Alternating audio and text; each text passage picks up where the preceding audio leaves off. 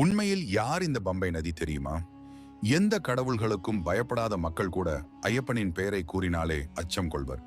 வனவாச காலத்தில் ராவணனால் கடத்தப்பட்ட சீதையை தேடி ராமனும் லக்ஷ்மணனும் சுற்றி திரிந்தனர்.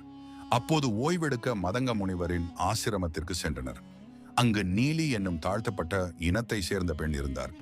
இதனால் கடவுளான ராமரை எப்படி ஆசிரமத்தில் தங்க வைப்பது என தயக்கம் கொண்டார் முனிவர்.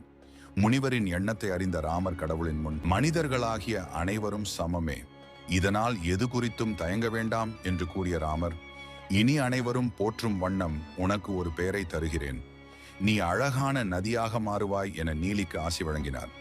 இந்த பெண்தான் பின்னாளில் பம்பை நதியாக மாறியுள்ளார். சபரிமலைக்கு வரும் பக்தர்கள் அனைவருமே பம்பையில் நீராடிய பிறகுதான் மலையேற தொடங்குவார்கள்.